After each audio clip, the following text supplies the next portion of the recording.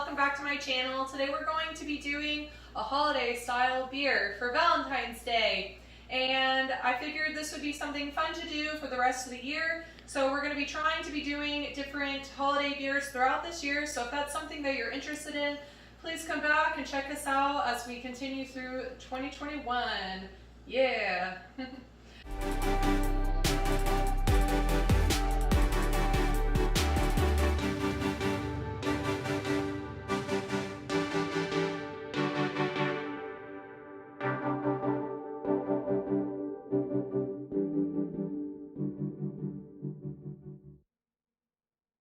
So to start us out for this first beer, we're going to be doing a Mexican chocolate stout.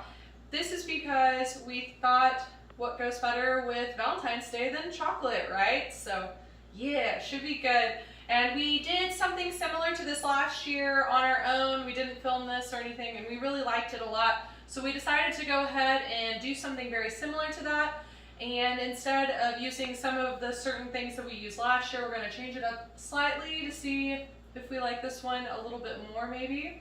And to start us out with our grain bill, we have 15 pounds of Maris Otter, 1.5 pounds Flaked Oats.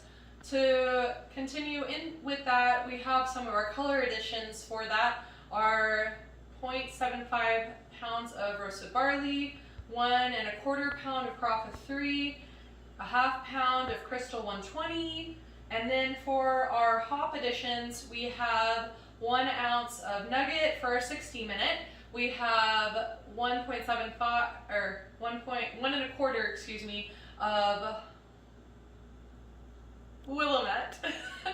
That name is weird to me. Anyway, 30-minute and 1.75 ounce of Willamette at 10 minutes. So for our water additions, we have a 1.25 teaspoon of chalk. We have 1/2 teaspoon of baking soda, 1/2 teaspoon of gypsum, and slightly more than 1/2 teaspoon of calcium chloride, so about 0.6 teaspoons of that.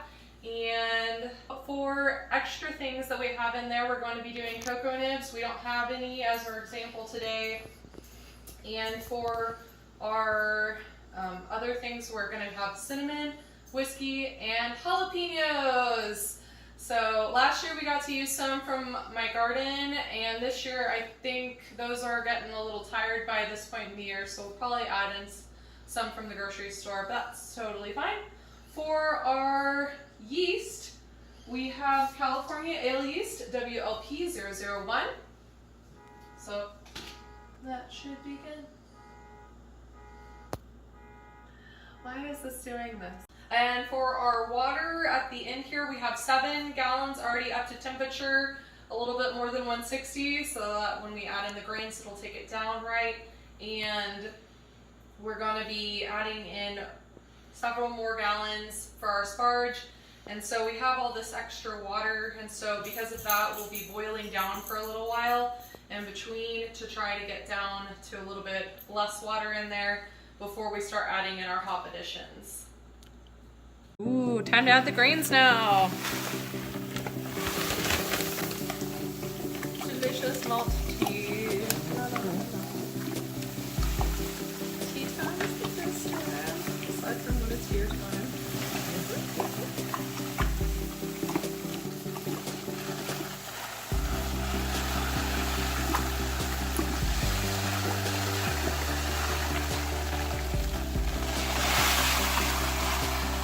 Alright, so we are mashing in at 150 degrees, and so it's just time to stir because it's been another 15 minutes. So let's just get all of it, continuing to seep the grains.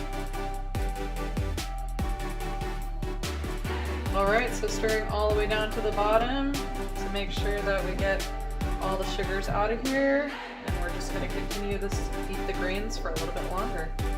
Alright guys, so we finished our mashing for that full hour, and now we're going to be sparging our grains. We've decided that because we only lost 2 gallons, and so we're down to 5 gallons of water in here, we're going to be adding just 3 gallons, and so we boil down to maybe about 7 before we start adding in our hop additions, so that we are left with maybe 6 ish at the end, so that'll only give us like 5.5 really, because of the shrub that's at the bottom of the kettle, right? So we're gonna go ahead and start sparging, nice and slow.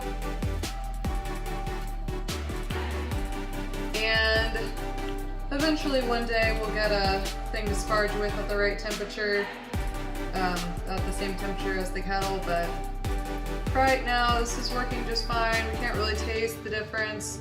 The main difference is getting it back up to temperature for our purposes for home brewing, since we're not professional brewers. I know they say that it's supposed to affect it because you're shifting the temperature of the grains in the kettle down and then back up again, so it doesn't freeze it at one temperature, but I can't really taste the difference again, like I said, so to us it's not a big deal. So we're just gonna go ahead and sparge with these 3 gallons, and once we're done, we'll go ahead and turn the temperature up and start getting this on a boil. Right, so now that we've finished our sparge, we're moving into adding our little mixture concoction that we have of our additives, right? So we have our calcium chloride, we got our chalk, we have calcium carbonate, which is the baking soda, and we also have our gypsum. So we're gonna just go ahead and dump it all in. And one thing I didn't mention at the beginning of the video was we're going to also be adding an yeast nutrient, but we're gonna add that in when we do our whirlpool. Wait, 15 minute. Yeah, at our 15 minute, excuse me. So we're gonna be adding that in at the 15 minute during the late edition. Well, we're not even doing a 15 minute though. It's at the last hop edition that's like 10 minutes. Yeah, well, no, it's 15 minutes. It's what Whirlflock is supposed to be set to. Okay. So the last hop edition is actually like a different moment. Anyway, yeah. So we'll be adding our yeast nutrient in with our Whirlflock at our 15 minute mark. We'll be adding in our yeast nutrient at the 10 minute mark when we're doing our last hop addition. Okay, so now that we finished adding our additives, we're going to be adding our Fermacap in. It's not completely necessary because this kettle's so big, but we're gonna still do 2 drops per gallon, and we got about 7 7/4, you know, so, or I should say 3/4.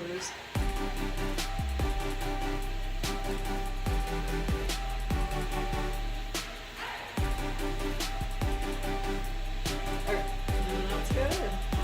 Okay, so now that we boiled down to 7 gallons, we're going to be adding in our Nugget for our 60-minute addition.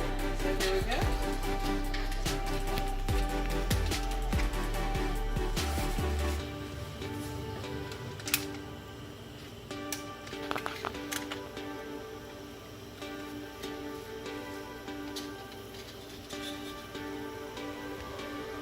Okay, so now that we've hit our 30 minutes, we're gonna add just 1 ounce of Willamette. JJ accidentally grabbed only 2 ounces instead of 3, and that's okay.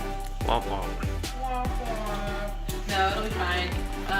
Really, it won't make that much of a difference having just a little bit less of a hop bite, right? Or not necessarily bite, I shouldn't say that word, that's the wrong word for it, but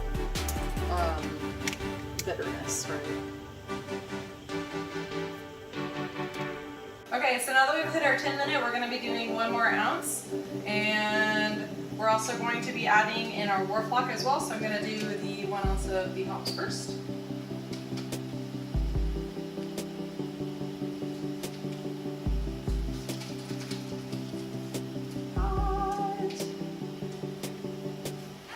Okay, and Whirlflock as well. There we go.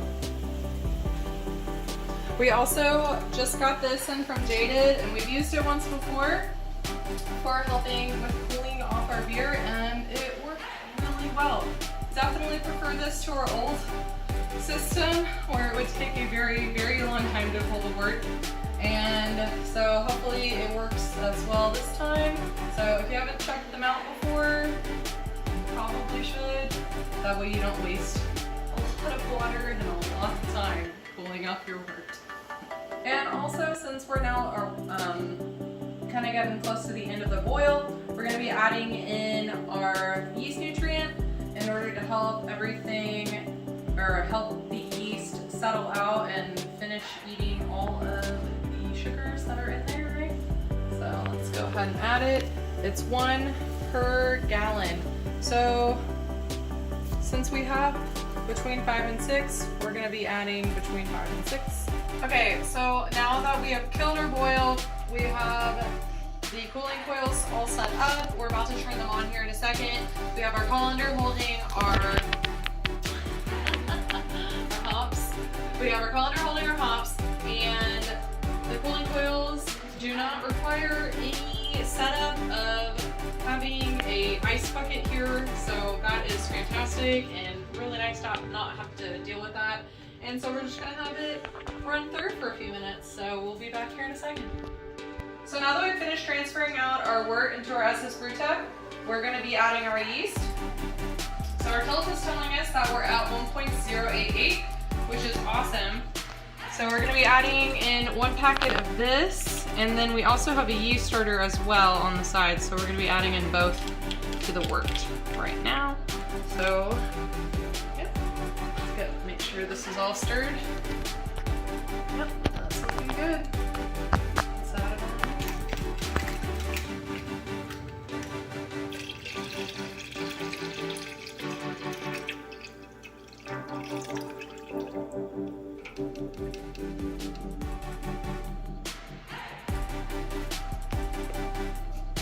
So between fermenting and kegging, we've added in a tincture, and we didn't do this on film because we figured you guys didn't really need to see this on film, because all it is we took a jar and we added in about 4 ounces of whiskey, and with that we also put in a vanilla bean, a cinnamon stick, about 3 to 4 ounces of cocoa nibs, and 2 jalapenos from our garden, and we just let that sit for a little bit in that jar, and then we poured that into the keg. Alright, so it's tasting notes day. Today we're going to be checking out our Mexican chocolate stout. It finished just above 10%, and we're going to be checking out its appearance, its aroma, its mouthfeel, its taste, and overall general impression of this beer.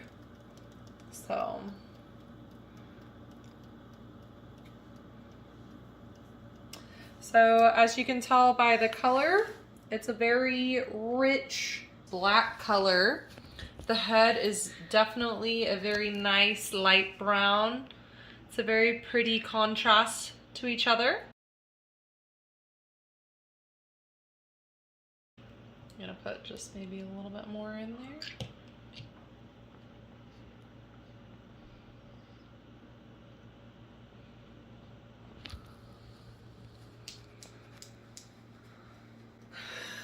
Did a terrible pour. It smells fantastic. I think I can smell like a tiny amount of heat on there. I'm not really getting a ton of chocolate from the scent, and it smells a little roasty, just slightly. I'm not really smelling too much of that whiskey that we added in. And so I'm gonna go ahead and check this out.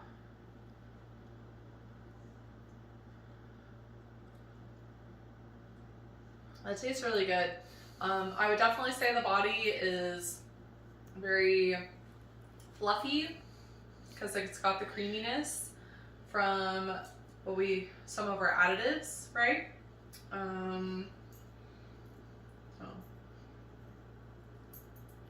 The head is definitely very bubbly and smooth and soft as well, and it's a very full flavor, like a roundness kind of on the tongue.